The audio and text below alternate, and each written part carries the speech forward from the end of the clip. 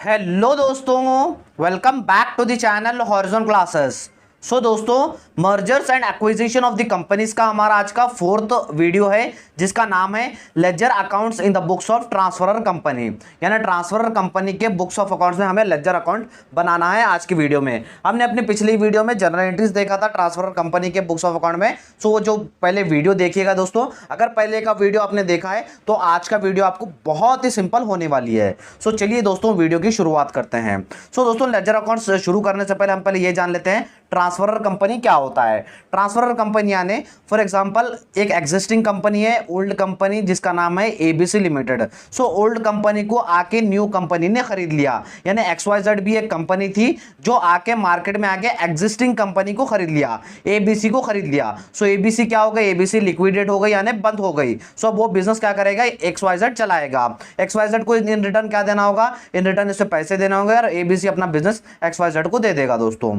सो जो old company ABC है उसे हम ट्रांसफरर कंपनी कहेंगे, और जो न्यू कंपनी है XYZ उसे हम ट्रांसफरी कंपनी कहेंगे। सो ट्रांसफरर कंपनी के बुक्स ऑफ अकाउंट में आज हमें लेजर अकाउंट्स बनानी है दोस्तों। आपको ज्यादा अकाउंट्स हमें इस चैप्टर में बनाने नहीं है। सो हम मेन फोकस कर रहे हैं एनईपी वालों के लिए। सो आपको सिर्फ मेन 4 अकाउंट्स बनानी है। एक रियलाइजेशन अकाउंट, दूसरा ट्रांसफरी कंपनी अकाउंट, तीसरा इक्विटी शेयर होल्डर्स अकाउंट और चौथा प्रेफरेंस शेयर होल्डर्स अकाउंट। सो चलिए दोस्तों, एक एक से शुरुआत करते हैं हमारे अकाउंट्स की। सो दोस्तों, हमारा फर्स्ट अकाउंट है रियलाइजेशन अकाउंट। रियलाइजेशन अकाउंट कब बनता है? जब भी एक कंपनी बंद होने वाली होती है तब रियलाइजेशन अकाउंट बनाया जाता है। अब रियलाइजेशन अकाउंट में क्या क्या आएगा? सो चलिए हम पहले यहां पर डेबिट साइड से स्टार्ट करते हैं। ये क्रेडिट साइड। डेबिट साइड में सारे एक्सपेंसेस एंड लॉसेस आएंगे और क्रेडिट में सारे इनकम्स एंड गेन्स आएंगे दोस्तों। फर्स्ट हम देखेंगे टू ईच एसेट अकाउंट, यानी कंपनी के पास कितना टोटल एसेट्स है वो कंपनी को यहां पर डेबिट साइड में लिखना है। उसके बाद देखिए दोस्तों, लायबिलिटी कंपनी को कितनी पे करनी है वो यहां पर क्रेडिट साइड में लिखना है।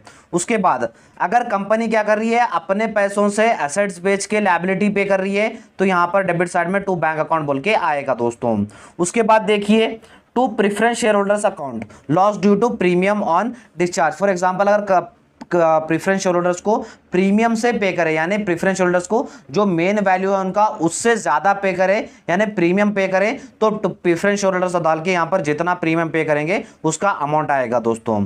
उसके बाद नेक्स्ट है टू बैंक अकाउंट। जो भी रियलाइजेशन एक्सपेंसेस आएगा, ये कंपनी को बंद करना है, एसेट्स बेचने, लायबिलिटीज पे करने, कुछ एक टीम रहेगी, उन टीम का खर्चा रहेगा, उस टीम के खर्चे को हम रियलाइजेशन एक्सपेंसेस कहेंगे। टू बैंक अकाउंट डाल के आपको यहां पर लिखना है दोस्तों। ये लास्ट में बताऊंगा। फर्स्ट तो क्या करना है, जितना एसेट्स है वो लिख लेना है। उसके बाद आपने कितनी लायबिलिटीज पे करी है टू बैंक अकाउंट डाल के लिखना है। अगर प्रेफरेंस शेयर होल्डर्स को प्रीमियम दे रहे हैं तो to preference shareholders account डाल के आपको डेबिट कर देना है।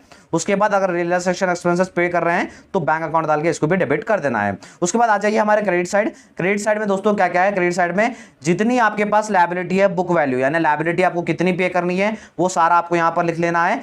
जो परचेस कंसिडरेशन, उसके बाद देखिए पीसी यानी परचेस कंसिडरेशन, यानी जितना अमाउंट आपको नई कंपनी पे कर रही है पुराने कंपनी को, वो जितना भी अमाउंट पे कर रही है वो आपको क्रेडिट से लिखना है। जो आपको डालना है बाय ट्रांसफरी कंपनी अकाउंट, यानी ट्रांसफरी कंपनी अकाउंट आपको पे कर रही है। उसके बाद bye preference shareholders account. Preference shareholders account, जो भी प्रेफरेंस होल्डर्स को डिस्काउंट दिया है, यानी एक्चुअल वैल्यू 100 रुपए लेकिन एक शेयर का वैल्यू आप 90 रुपए दे रहे हैं प्रेफरेंस शेयर होल्डर्स को, तो उसे हम डिस्काउंट कहेंगे। जो भी डिस्काउंट आएगा यहां पर आपको डिस्काउंट वैल्यू ले लेना है दोस्तों। यहां पर हमने प्रीमियम पे किया था तो यहां पर हम डिस्काउंट में पे कर रहे हैं दोस्तों। सो ये सब हमने टैली कर लिया, ये सब हमने एंट्री कर लिया। सो बैलेंस यहां का टोटल ले लेंगे। अगर यहां का टोटल ज्यादा आ रहा है तो प्रॉफिट होगा to equity shareholders account realization profit. अगर लॉस आ रहा है, ये बैलेंस ज्यादा हो रहा है, ये कम हो रहा है, तो लॉस आएगा by equity shareholders account आपको डाल देना है दोस्तों। आई होप दोस्तों आपको रियलाइजेशन अकाउंट समझने आ गया होगा। यहां पर हमने पूरे डेबिट में सारे एक्सपेंसेस लिख लिया और यहां पर हमें सारा प्रॉफिट लिख लिया।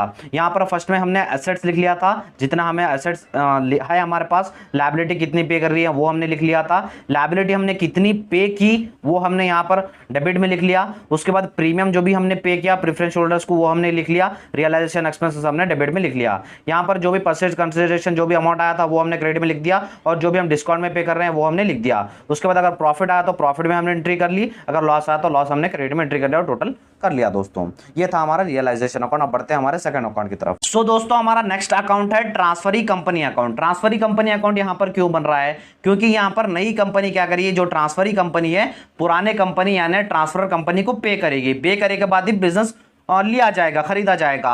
सो किस फॉर्म में पे कर रही है वो यहाँ पर आपको अकाउंट्स बनानी है दोस्तों। यहाँ पर टू रियलाइजेशन अकाउंट यानी कितना टोटल अमाउंट्स पे कर रही है वो यहाँ पर डेबिट साइड में आएगा। अब किस फॉर्म में पे कर रही है, सो ट्रांसफरी कंपनी किसको पे करेगी, मेन तो शेयर होल्डर्स को पे करेगी। यहाँ पर टोटल अमाउंट आएगा कि कितना पे कर रही है परचेज कंसिडरेशन से। अब यहाँ पर किस फॉर्म में आएगा, क्रेडिट में, या तो फिर शेयर होल्डर्स को नए इक्विटी शेयर्स दे रही है अपने कंपनी में, या तो फिर शेयर होल्डर्स को प्रेफरेंस शेयर्स दे रही है, या तो फिर डिबेंचर्स दे रही है, टोटल अमाउंट आएगा, या तो फिर कैश दे रही है। अगर कैश दे रही तो बैंक अकाउंट बोल के यहाँ पर क्रेडिट में एंट्री होगी दोस्तों। सो यहाँ पर जितना भी आपको ट्रांजैक्शन होगा, या तो फिर इसमें से कोई सा भी एक भी पे कर रही है तो एक लिखना है, अगर पूरा दिया गया क्वेश्चन में तो आपको पूरा लेना है दोस्तों। यहाँ पर टोटल अमाउंट, यहाँ पर टोटल अमाउंट, दोनों अमाउंट टैली होंगे दोस्तों। यहाँ पर कोई डिफरेंस नहीं आएगा, टोटल अमाउंट टैली होंगे।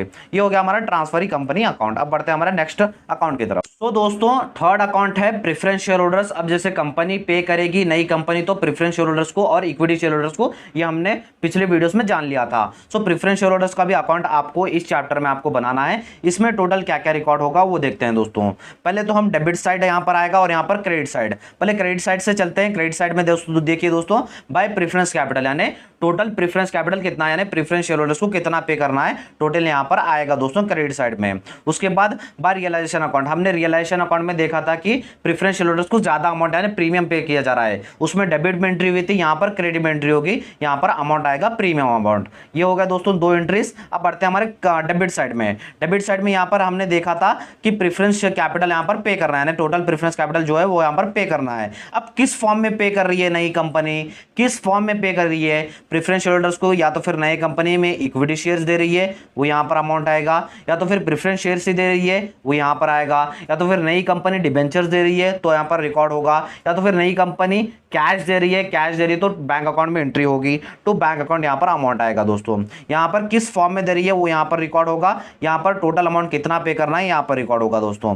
अगर कंपनी उसके बाद ये लास्ट एंट्री यहाँ पर टू रियलाइजेशन अकाउंट डिस्काउंट, यानी हमने जैसे देखा रियलाइजेशन अकाउंट बनाते टाइम की प्रेफरेंस होल्डर्स को डिस्काउंट पे कर, यानी जो फेस वैल्यू है उससे कम में पे कर रही है तो डिस्काउंट बोलेंगे। सो डिस्काउंट यहाँ पर आपको लिख देना है। यहाँ पर प्रीमियम आएगा क्रेडिट साइड और यहाँ पर डेबिट साइड में डिस्काउंट आएगा दोस्तों।